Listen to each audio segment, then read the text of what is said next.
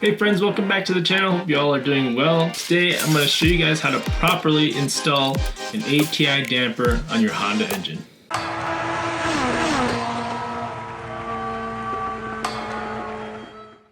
Now you might be wondering why you would even need a how-to on how to remove and install a crank pulley. All you have to do is remove the crank pulley bolts, remove the pulley, now put the new one on and put the bolt back in. Well, you might think it would be that way, but an ATI super damper is a little bit different from your OEM pulley. The main difference is that an OEM pulley is not an interference fit. That means when you remove that crank pulley bolt, you can walk that crank pulley right off. However, the tolerances are so tight on the ATI damper that you have to press the pulley onto the crankshaft. A huge problem when people buy an ATI damper don't know that you have to buy an additional install kit for it. There are two kits that I know of at the moment. ATI themselves make a kit, and for some reason it's over $200, and then Proform has a kit out that's about $90, which is way more affordable. But to even go even further, these kits don't include the correct adapters that work for Honda engines. The toolkit uses the crank pulley bolt hole to serve as an anchor for a threaded shaft to thread into that serves really as kind of the basic foundation of the tool itself. It allows a nut to thread in and out on the shaft,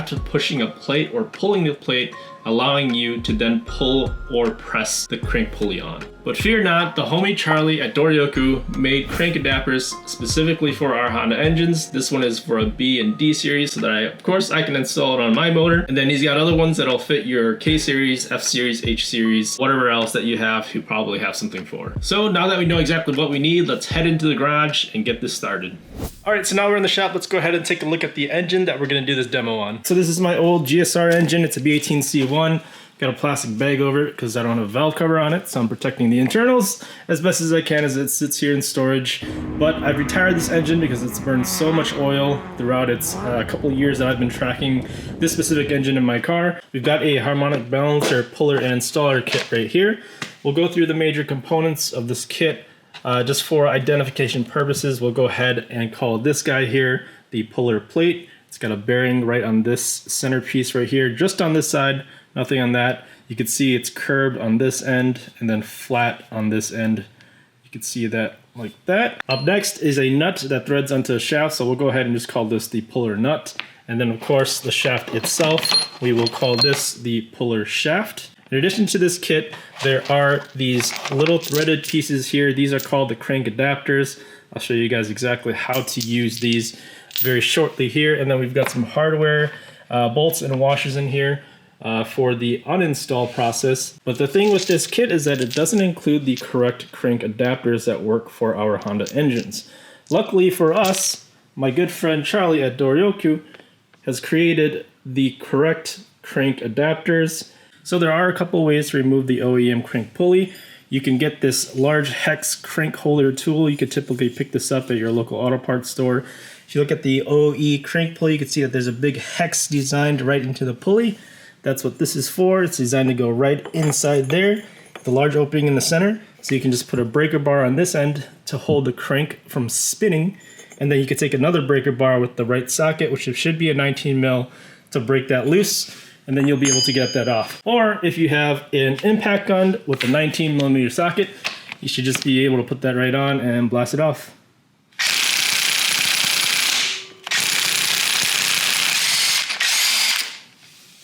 Once you've got the bolt off, if you've noticed, the only thing keeping this crank pulley from rotating around the crankshaft is there's a little keyway right there. This little guy, you can lose it really easily. So be careful when you're removing this. Again, the difference between the OE pulley and the ATI damper is that this guy is not an interference fit. It's not press fit. So you should be able to just walk it right off like this.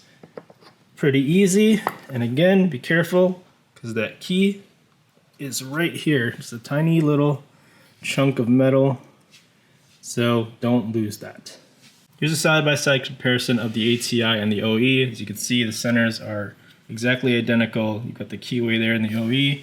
Same thing for the ATI damper. So let's go ahead and get the tool kit set up and this ATI damper pressed on.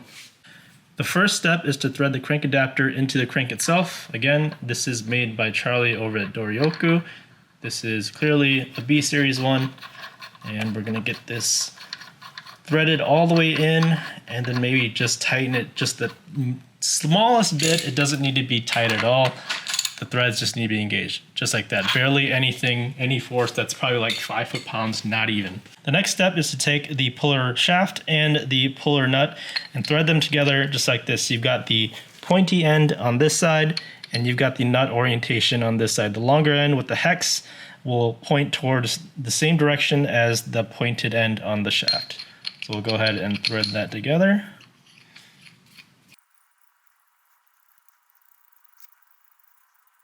Once you got the puller shaft and nut assembled in this orientation here, you're going to want to get the keyway for the crank pulley, that little tiny piece of metal, and place it right back on the crank so that you can get ready to put the pulley right over the crank itself. You've got to be very careful here to line it up properly so that you don't damage anything here, because you're going to be pressing this on.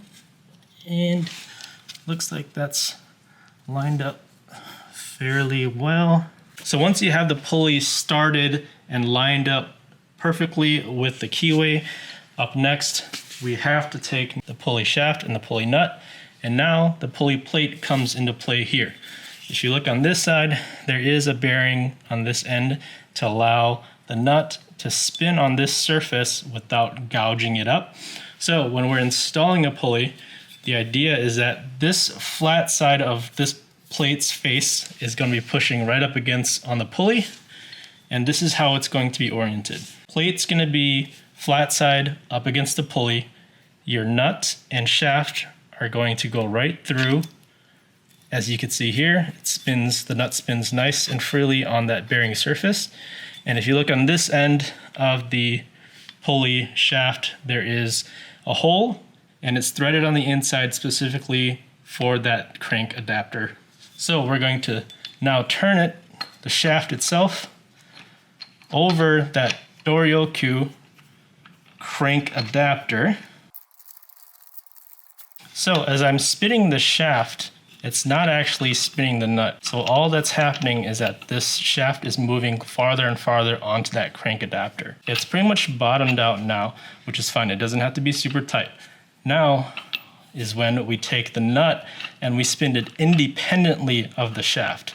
Now you could see the pushing motion that comes into play for pressing the pulley on.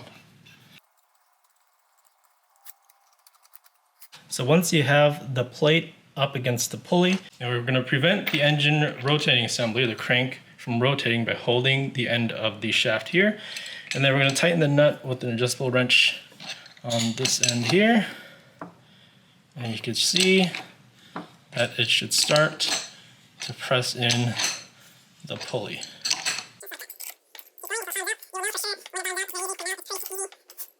You'll know when it bottoms out. It's pretty easy to turn this nut right now. There's not much resistance, but the moment it bottoms out, it's almost going to be like it just hits a brick wall.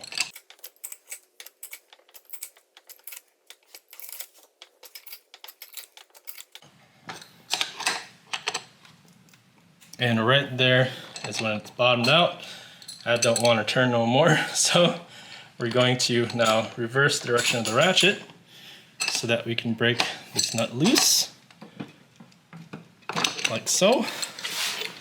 Now we should be able to back this nut off a little bit in the plate, and then now we're turning the shaft, not the nut. You see how the nut's still stationary. The shaft is now coming out off of that crank adapter. So once you have the plate, the shaft, and the nut off, all that's remaining is the crank adapter. So go ahead and zip that off real quick. Just like that. And then you put the crank bolts back in and you torque her up. What you also want to do is put a little bit of oil in between the top of the washer here and the bolt head itself, just so that when it turns in, it's nice and smooth and there's no binding, so you get an accurate torque. And that is the end of your ATI dampener install there, just like that. All right, now that we know how to press an ATI damper on, let's go ahead and reverse that order and pull this damper off.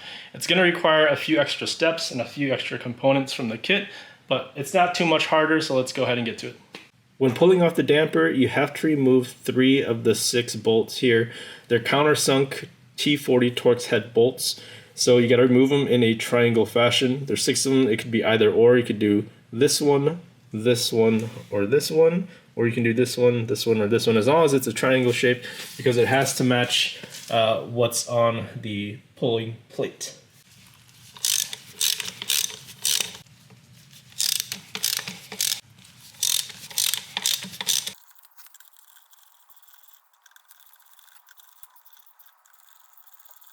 We're gonna go ahead and zip off the crank pulley bolt real quick.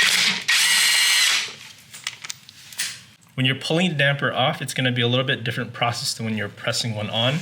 Still, you're gonna have the shaft and the nut oriented in the same direction. The only difference now, instead of having the puller plate going like this, meaning the bearing facing outside and away from the damper, we're going to turn it 180 like this.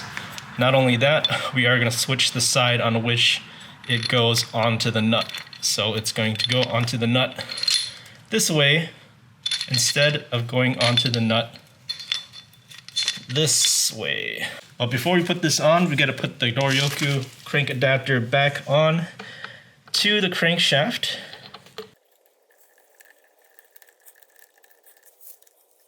And then now we start threading the shaft and the nut and the plate unit all together here onto that crank adapter.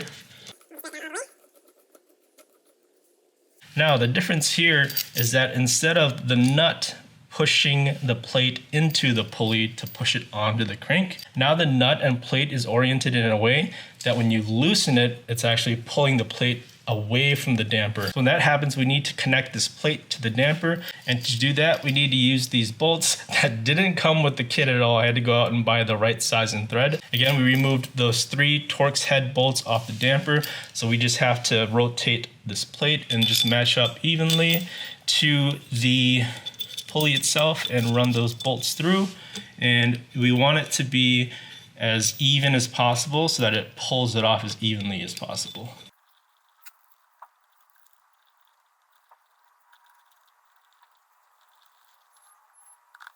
Once you have it set up, this is exactly what it should look like. You've got your 3 bolts going through the puller plate, going into the 3 bolt holes of the ATI damper. So instead of pushing in, now we're pulling out. All right, so now we put the socket on the shaft itself, and we're going in a tightening direction. And now we're going to be doing a loosening direction on the nut. And this act here should then start pulling it off.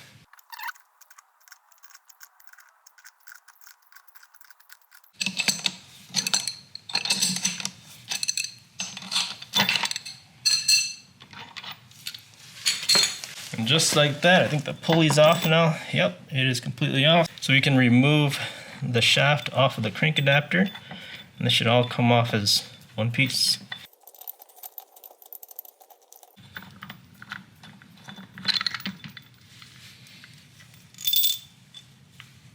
Just like that.